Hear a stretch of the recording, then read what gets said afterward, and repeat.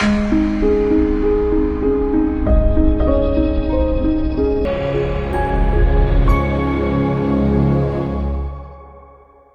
Missionary இயக்கத்தின் சார்பாக இந்த கண்மணியை கேள் நிகழ்ச்சியை பார்த்து கொண்டிருக்கிற உங்கள் அனைவருக்கும் எங்கள் அன்பின் வாழ்த்துக்கள்.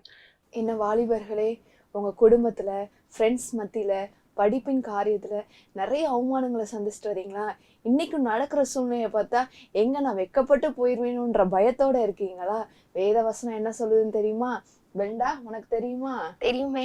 யோவேல் 2:26 என் ஜனங்கள் ஒருபோதும் வெட்கப்பட்டு போவதில்லைன்னு ஆண்டவர் சொல்லியிருக்காருங்க. ஆமாங்க, ஏசப்பா நம்மளை எந்த சூழ்நிலையிலும் வெட்கப்பட்டு போகவே விட மாட்டாரு. இன்றைக்கும் கூட வெட்கத்திற்கு பதிலாக ஆண்டவர் என்ன கொடுப்பாருன்றதை இந்த பாடல் மூலியமா பார்த்து தெரிஞ்சுக்கலாமா?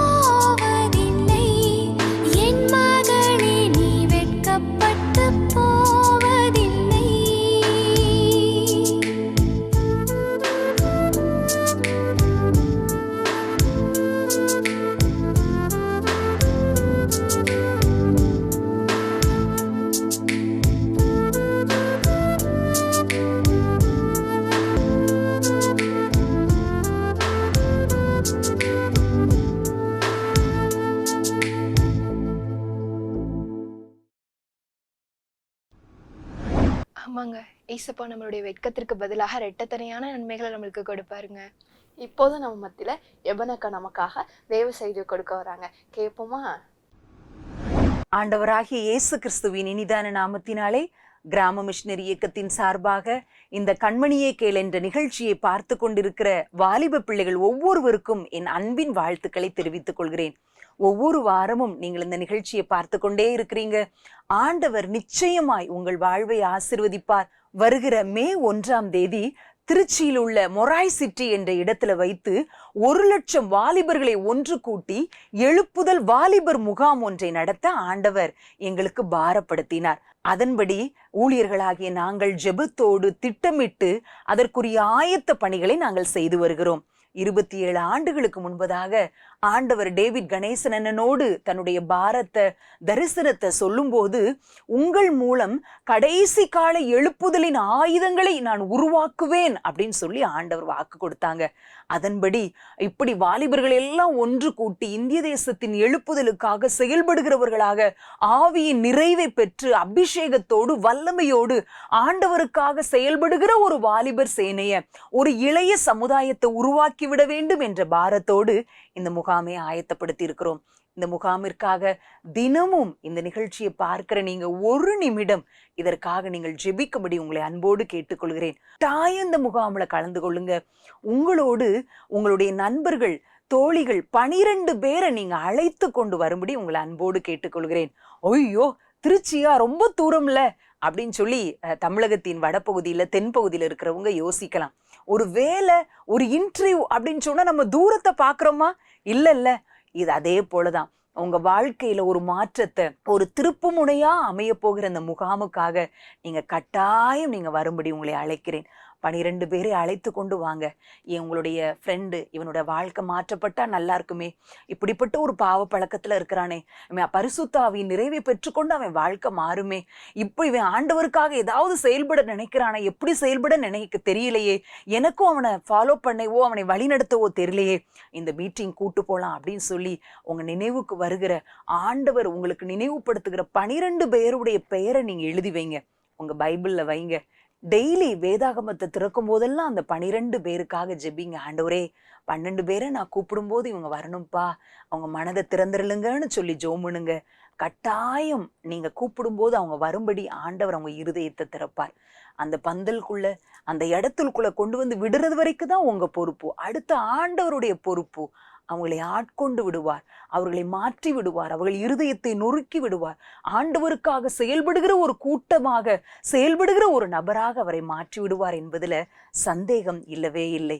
இந்த முகாமுக்காக ஜெபியுங்கள், பங்கு பெறுங்கள், 12 பேரை அழைத்து கொண்டு வாருங்கள். ஓகே, இப்பொழுதும் ஆண்டவருடைய செய்திக்கு நேரா நம்ம கடந்து செல்ல போகிறோம். ஒரு சம்பவத்தோடு இந்த செய்தியை துவங்க நான் ஆசைப்படுகிறேன். 12வது வகுப்பு தேர்வுக்காக பிள்ளைகள் எல்லாம் ஆயத்தப்பட்டு கொண்டிருந்தாங்க. அந்த கிளாஸ் டீச்சர் ஒரு நாள் அந்த பிள்ளைகள் எல்லாம் கூட்டி சொன்னாங்க, நீங்க அடுத்த ஸ்கூல் படிப்பையெல்லாம் முடிச்சு காலேஜுக்குள்ள என்டர் ஆக போறீங்க. உங்களுடைய ஃபியூச்சர்ல நீங்க என்னதான் மாறணும்னு நீங்க விரும்புறீங்க, அல்லது உங்களை இன்ஸ்பயர் பண்ண நபர் யாரு, உங்க வாழ்க்கையில தாக்கத்தை உண்டாக்குனது யாரோ அவங்கள நீங்க ஒரு படமா டிராயிங் பண்ணிட்டு வரணும், அதுக்கு நான் உங்களுக்கு பிரைஸ் கொடுப்பேன் அப்படின்னு சொல்லியிருந்தாங்க. ஓகே அப்படின்னு சொல்லி எல்லா பிள்ளைங்களும் அழகழகா படங்களை வரைந்து கொண்டு வந்தாங்க. அப்துல் கலாமுடைய படம், அன்னை தெரேசா, இன்னும் கிரிக்கெட்ல வீரர்களுடைய படம் அப்படின்னு சொல்லி, காந்தியடிகளுடைய படம் அப்படின்னு நிறைய படத்தை எல்லாம், நான் இவரை மாதிரி மாற விரும்புறேன், இவர் தான் என்னோட கோல், இவங்கள மாதிரி நான் அச்சீவ் பண்ண விரும்புறேன், சாதிக்க விரும்புறேன் அப்படின்னு சொல்லி எல்லா மாணவர்களும் அந்த படத்தை டீச்சர்கிட்ட சப்மிட் பண்ணாங்க. அவங்க பார்த்துட்டே இருக்கும்போது ஒரு படத்துல ஒரு வயதான ஒரு தாயார் கையில தொடப்பத்தோட தெரு கூட்டி கொண்டிருக்கிறாங்க. அவங்க முகத்துல அப்படி நிமிர்ந்து பார்த்து ஒரு சிரிப்பு, இதோட ஒரு படம் இருந்துச்சு. டீச்சருக்கு இது யாருன்னு தெரியல. ஓகே, இந்த படத்தை வரைஞ்சது யாருன்னு சொல்லி பேரை பார்த்தாங்க. அந்த கேர்ளை கூப்பிட்டு, ஏம்மா இந்த படத்துல இருக்கிறது யாரு? எல்லாரும் நான் யார மாதிரி மாற விரும்புறேன்னு சொல்லி அப்துல் கலாம், டெண்டுல்கர் அப்படின்னு சொல்லி எல்லார் படத்தையும் வரைஞ்சிருக்கிறாங்க, நீ என்ன இது யாருடைய படம் அப்படின்னு சொன்ன உடனே அந்த கேர்ள் சொன்னா, டீச்சர் இது எங்க அம்மாவுடைய படம் டீச்சர். எனக்கு சாதனை அப்படின்னு சொன்னா அதோட அர்த்தம்லாம் எனக்கு உண்மையா சரியா தெரியுமா அப்படின்னு கேட்டா எனக்கு தெரியாது டீச்சர். ஆனா சாதனை அப்படின்னு சொன்னா ஏன் நினைவுக்கு வர்றது என்னன்னா, எங்க அம்மாவோட முகம்தான் நினைவுக்கு வருது. ஏன்னா நாங்க ஒரு அரசினுடைய துப்புரவு பணியாளராக நாங்க பரம்பரையாக நாங்க இந்த வேலையை செய்து கொண்டிருக்கிறோம். எங்க குடும்பத்தில் இருக்கிற அங்கத்தினர்கள் எல்லாருமே தெருவை சுத்தம் பண்றவங்க, சாக்கடையை சுத்தம் பண்றவங்க, செப்டிக் டேங்கை கிளீன் பண்ற இந்த துப்புரவு தொழில தான் நாங்க சமுதாயத்துல இருக்கிறோம். எங்க குடும்பத்துல யாருமே படிச்சது கிடையாது, யாரும் ஸ்கூலுக்கு போனது கூட கிடையாது டீச்சர். நான் தான் முத ஸ்கூலுக்கு போகிற ஒரு மாணவி. அதனால நான் ஒவ்வொரு நாளும் ஸ்கூல் யூனிஃபார்மோட அம்மா போயிட்டு வரேன் ஸ்கூலுக்கு பாய் அப்படின்னு சொல்லி டாட்டா காமிக்கும் போது எங்க அம்மாவோட முகத்துல அப்படி ஒரு சிரிப்பு, அப்படி ஒரு சந்தோஷம் இருக்கும். அதை பார்க்கும்போது எனக்கு நம்ம ஸ்கூலுக்கு போறது நம்ம அம்மாவுக்கு இவ்வளோ மகிழ்ச்சியை தருதுன்னா இதுதான் நான் என் வாழ்க்கையில நான் செய்யற சாதனை. எங்க அம்மா அப்பா என் மூலம் சந்தோஷமா இருக்கிறாங்களா, இதைத்தான் நான் பெரிய சாதனையா நான் பாக்குறேன் டீச்சர். அதனாலதான் நான் எங்க அம்மாவுடைய படத்தை நான் வரைஞ்சேன். சாதனைங்கிறது கூடிய பெரிய சரியான அர்த்தம்லாம் எனக்கு தெரியல. எனக்கு தெரிஞ்சது சாதனையாளர்கள்னா மகிழ்ச்சியா சாதிக்கும் போது சந்தோஷமா இருப்பாங்க. எனக்கு சந்தோஷம் தர விஷயத்த நான் இதுல வரைஞ்சிருக்கிறேன் அப்படின்னு சொன்ன உடனே டீச்சர் அவளுக்கு தான் ஃபர்ஸ்ட் ப்ரைஸ் கொடுத்தாங்க. அந்த படத்தின் மூலமா அந்த டீச்சர் ஒரு வாழ்க்கைக்கான பாடத்தையும் புரிஞ்சுக்கிட்டாங்க.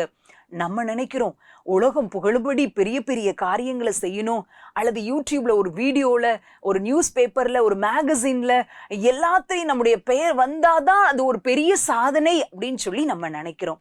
உண்மையா இந்த சாதனையை உலகத்துல பிறந்த எல்லாராலையும் சாதிக்க முடியாது.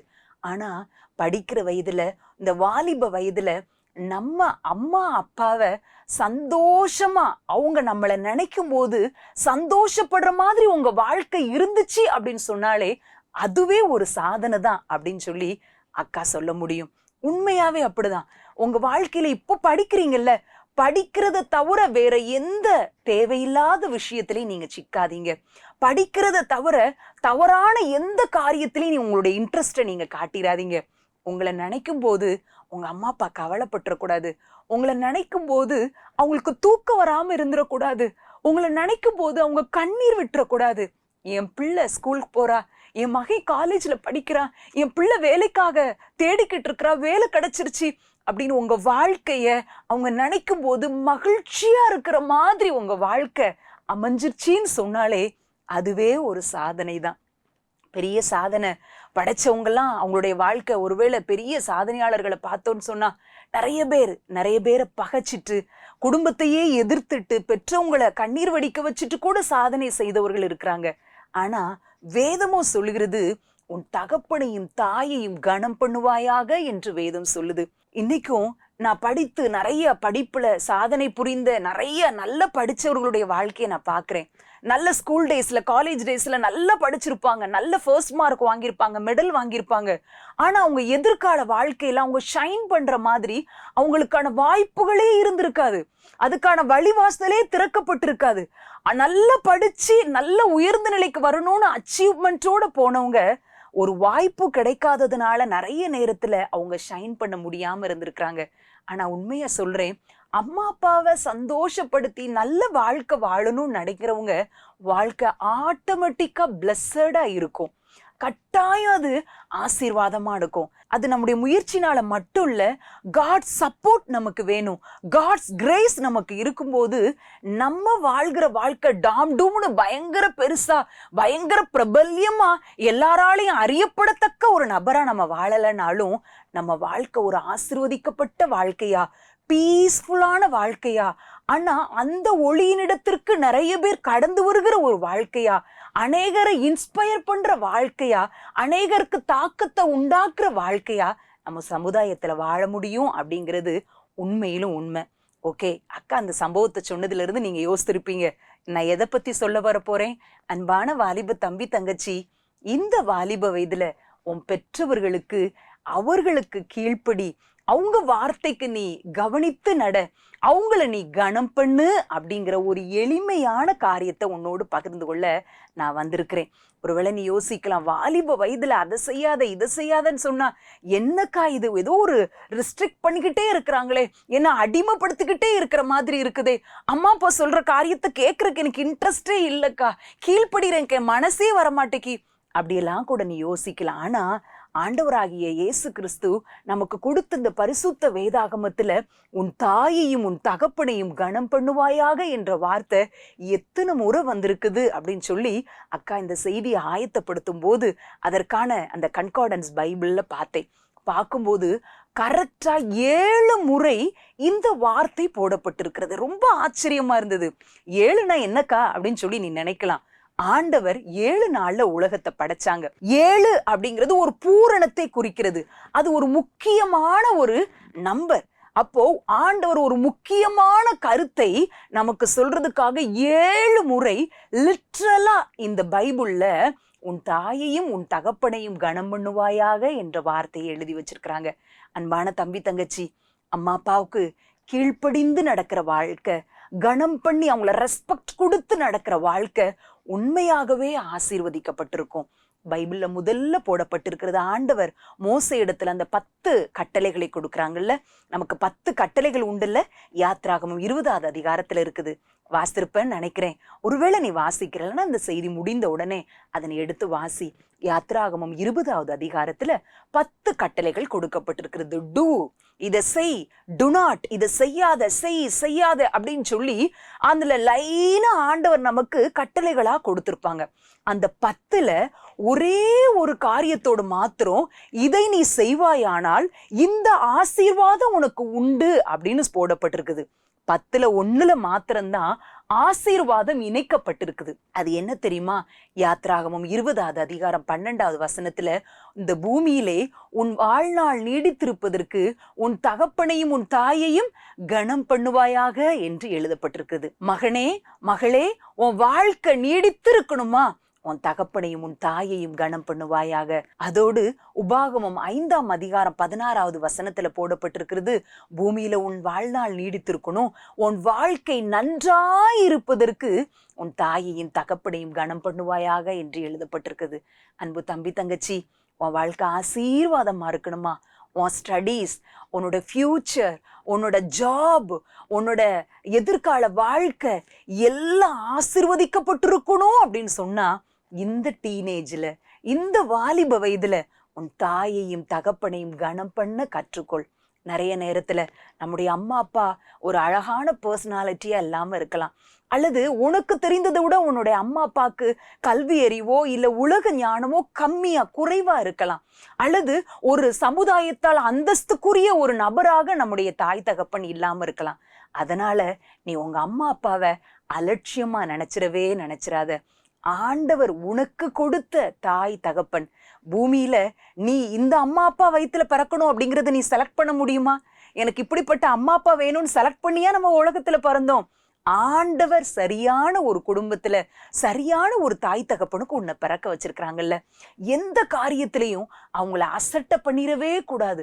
அவங்கள ஹானர் பண்ணணும். உள்ளத்துல, வாயில கூட நம்ம சொல்லாம இருக்கலாம், உள்ளத்துல இவங்களுக்கெல்லாம் என்ன தெரிய போகுது, இவங்க சொல்ற வார்த்தையை காதுல கேட்டுட்டே கேட்காத மாதிரி நம்ம இருந்தோம்னா, அவங்க வார்த்தையை அசட்டை பண்ணணும்னா, அவங்கள அற்பமா நினைச்சோம்னா, உள்ளத்துல நினைச்சா கூட அது அவங்கள டிஸ்ஹானர் பண்ண மாதிரி, கனவீனப்படுத்துறதற்கு சமம்தான் அப்படிங்கிறத நீ ஒரு நாள் மறந்துடாத. அம்மா அப்பா சொல்ற காரியத்திற்கு கீழ்ப்படிய நீ உன்னை ஒப்பு கொடுக்கும் போது உன் வாழ்க்கை ரொம்ப ஆசீர்வாதமா இருக்கும். அம்மா அப்பாவை கனம் பண்ணின ஒரு ராஜாவை குறித்து நான் இப்போ உனக்கு சொல்றேன். 1 ராஜாக்கள் 2ஆம் அதிகாரத்துல சாலமோன் ராஜாவை குறித்து போடப்பட்டு இருக்குது. அப்போ சாலமோன் ராஜா ஒரு நாள் சிங்காசனத்துல உட்கார்ந்து இருக்கிறாங்க.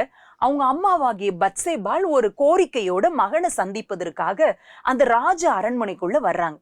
அம்மா வர்றத பார்த்த உடனே அவர் சிங்காசனத்துல இருந்து எழும்புவாரு, அம்மாவை கூட்டிட்டு வருவாரு.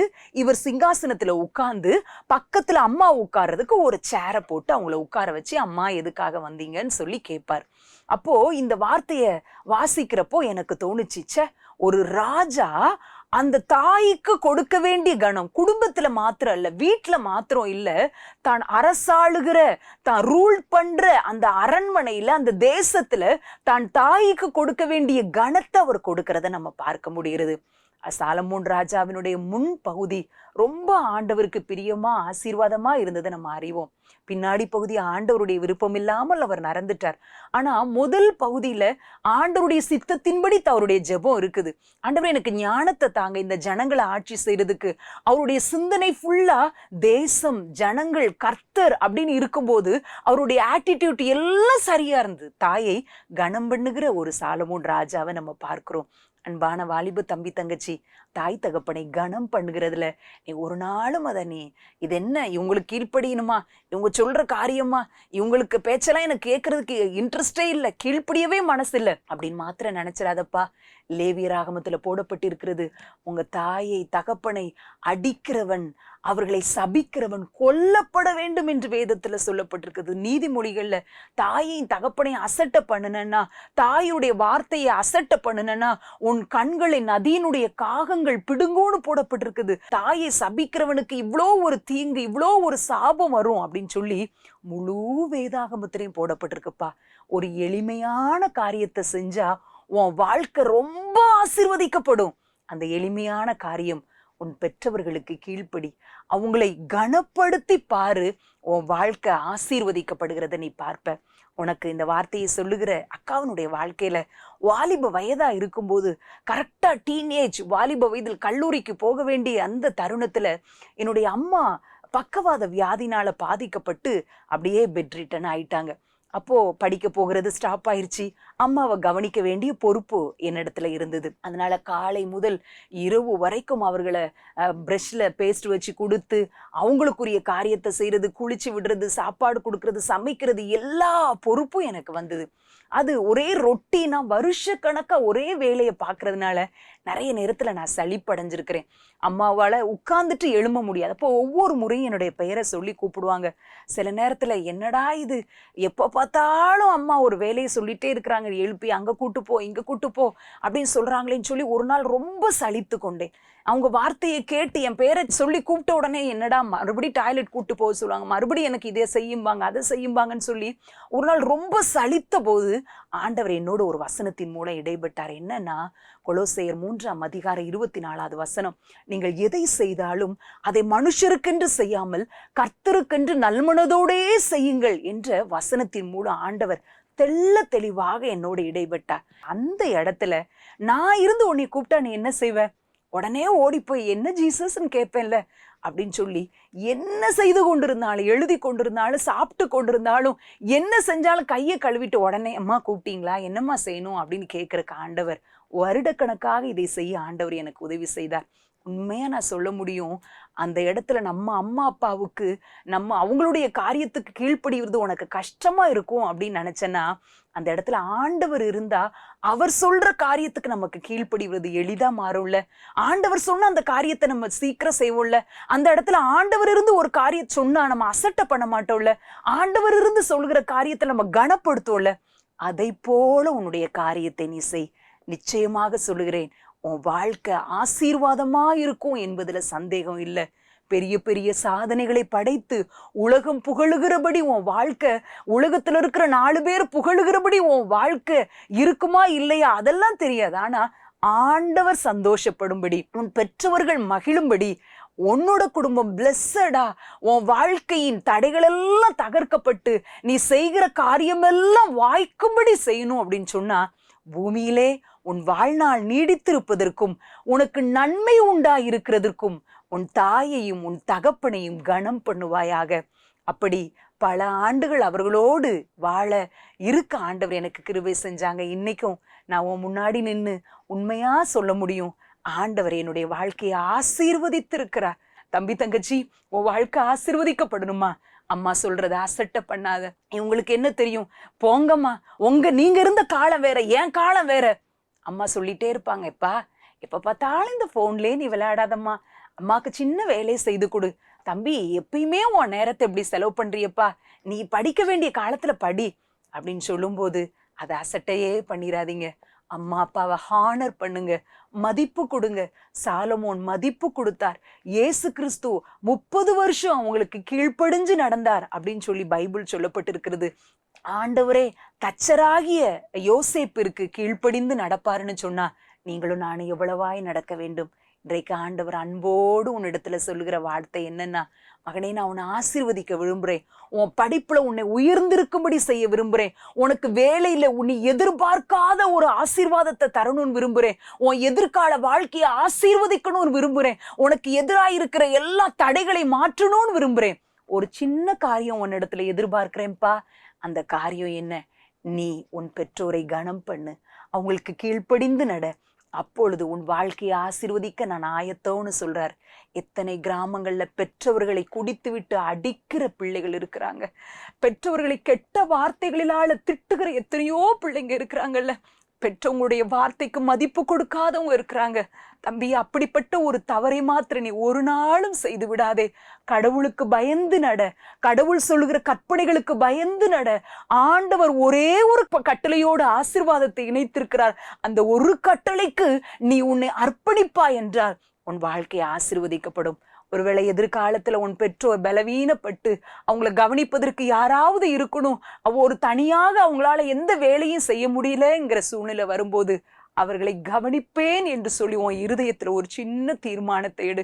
இசப்பா, என் வாழ்க்கையில நான் எவ்வளோ உயர்ந்திருக்கலாம், நான் ஏதோ ஒரு நீங்க என்னை ஆசீர்வதித்திருக்கலாம். என்னுடைய தாய் தகப்பன் முடியாத நிலையில வயதான காலத்துல அவர்களை கவனிக்க கூடிய ஒரு நல்ல இருதயத்தை எனக்கு தாங்கப்பா.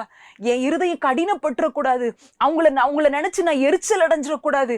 அதுக்காக இப்போதிலிருந்தே ஜெபிக்கிற ஒரு இருதயத்தை நீ கேட்டுக்கோ. கடைசியில எங்க அம்மா அப்பாவை சந்தோஷமா அவங்கள கவனிச்சு அவங்களுடைய தேவைகளை பூர்த்தி செய்கிற, அவங்களுடைய காரியங்கள் எல்லாவற்றையும் அவங்களுக்கு செய்து கொடுக்கிற ஒரு மகளாக நான் வாழணும்ப்பான்னு சொல்லி இப்போதுல இருந்தே சின்ன சின்னதா ஜெபம் பண்ண ஆரம்பி. நிச்சயம் ஆண்டவர் உன் சந்ததியை பூமியில் உள்ள சகல ஜனங்களுக்கும் ஆசீர்வாதமாய் வைப்பார். நீ படிக்கிற இடத்திலும் உயர்ந்திருப்பாய். நீ போகிற வேலை ஸ்தலத்திலும் உயர்ந்திருப்பாய். உன் எதிர்காலம் ஆசீர்வாதமாய் இருக்கும். கர்த்தர் உன்னை மென்மேலும் ஆசீர்வதிப்பார்.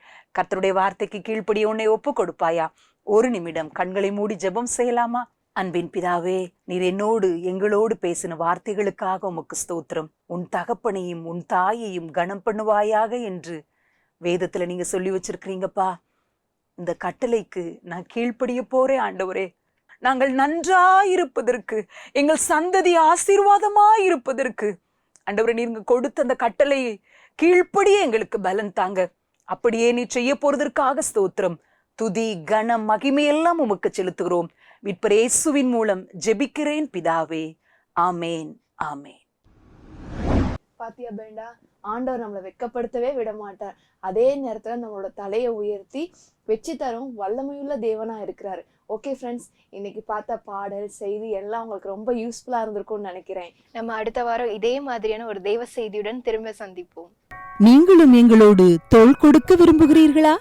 கீழ்காணும் எமது அனைத்து திட்டங்களுக்காகவும் தேவைகளுக்காகவும் ஜெபிக்க முன்வரலாமே. தமிழ்நாட்டில் ஆலயம் தேவையாயுள்ள 1000 கிராமங்களில் இடம் வாங்கி ஆலயம் கட்டுவதற்கு தேவைப்படும் ரூபாய் 5 லட்சமோ அல்லது அதில் ஒரு பகுதியையோ கொடுத்து ஆலயம் கட்டி கொடுப்போர் எழும்ப ஜெபியுங்கள். சூனேமியால் எலிசாவிற்கு ஒரு அறையை கட்டி கொடுத்ததைப் போல புதிய மிஷனரிகள் தங்கி பயிற்சி எடுப்பதற்கு 2 லட்சம் ரூபாய் கொடுத்து ஒரு மிஷனரி அறையை கட்டி கொடுக்கும் குடும்பங்கள் எழும்ப ஜெபியுங்கள்.